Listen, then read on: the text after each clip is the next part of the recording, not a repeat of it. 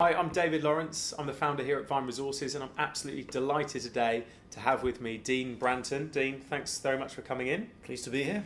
Dean, you've had quite an illustrious career already so far, but still going strong, and you've been the COO for TalkTalk Business, the COO for Gazprom, and the CIO at KCOM. Is that correct? Correct. Good, got that right.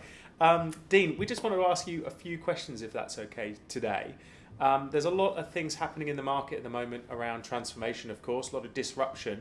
What do you see as the biggest challenge for large organisations around business transformation in today's market? I think one of the biggest challenges at the moment, particularly around disruption, is digital. The whole agenda, the whole subject of digital and the disruptive influences it's having on businesses. Being driven mainly by new technologies that are emerging, that are allowing the slicker and more agile organisations to get closer to the customer and actually deal with customers in a way that customers want to be dealt with. And if you take the example of Uber, for example, that's not about a new cab company suddenly emerging. That's about a piece of software that's allowing customers to order taxis and cabs in a way they want to order them, and actually be able to see the track of the progress of the cab towards them, rather than ringing up and saying my cab's late and being told it's 10 minutes away when actually it's half an hour away. You can actually see it. So these new technologies are actually driving the whole way companies are now having to reorientate themselves around delivering services to customers in a way customers want to be want those services delivering. And with the new and emerging technologies such as artificial intelligence, augmented reality, robotic process automation, RPA as it's called, robotic process automation, I'm familiar with that technology. I've delivered it into, sponsored and delivered it into the previous two organisations into the back office, and coming through on the back of that now, and that's on its growth phase. Artificial intelligence coming through, and again we are familiar with artificial intelligence as consumers. You've got iPhone, you've got Siri on iPhone, you've got Alexa on Amazon, and you've got IP Soft using Amelia.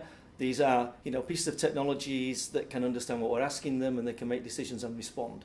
So this is actually playing out in the corporate space as well. So that's really starting to make organisations think about how they can deliver services to customers. And I'm sure you sometimes see this challenge quite often, is how can you get IT to work well with the business in these transformation programs? Yeah, IT in the business is it's a discussion that's as old as the hills almost, because you never hear people talk about HR in the business or finance in the business. They always talk about IT and the business, as though IT is separate from the business.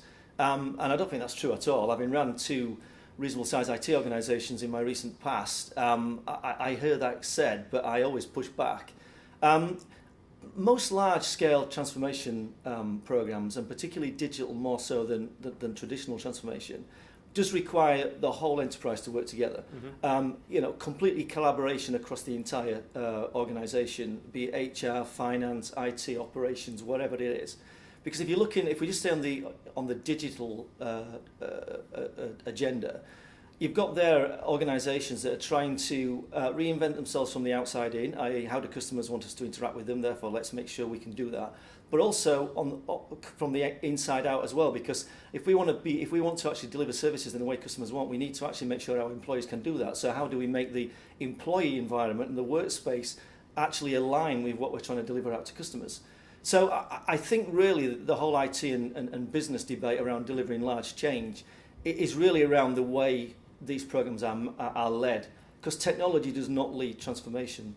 Transformation is led by leadership. It's good, solid, strong leadership that drives through transformation, not technology itself that drives transformation. That's a really great point. And I think often I see when I'm speaking to organisations, one of the challenges they have is also how do you engage the employees and the workforce into joining you on that journey, particularly where you're going through such a disruption with a digital transformation.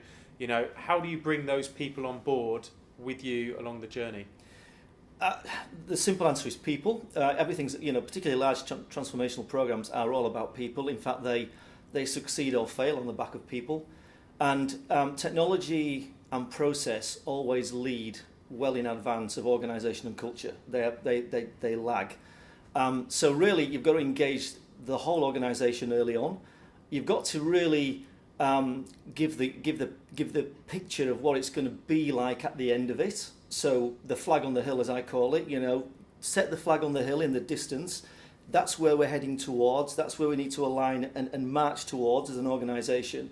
This is what it will be like at the end of it. So it's back to the L word, really, leadership. This is about creating belief in the workforce, and it's creating that belief without proof. Yes. So how, as a leader, can you create belief in a future state without actually having the proof there in front of you, but to make it sound compelling, to almost make the workforce be able to smell it and feel it, and almost be able to imagine the conversations they're going to be having in the office in 2 years' time, and what customers are going to be saying about them and how they're going to be interacting with them.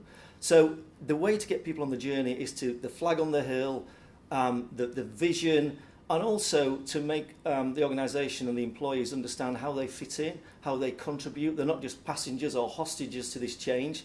They're actually helping to plot the route map and get to the flag on the hill ultimately. Look, that's really great insight. And Dean, thank you so much for sharing that. What's the best way for people to get in touch with you? Is it via LinkedIn? Link into you? I think via LinkedIn is probably the best way, yes. Fantastic. Well, look, thank you very much for joining us, and we look forward to speaking to you again in the future. Thank you, David.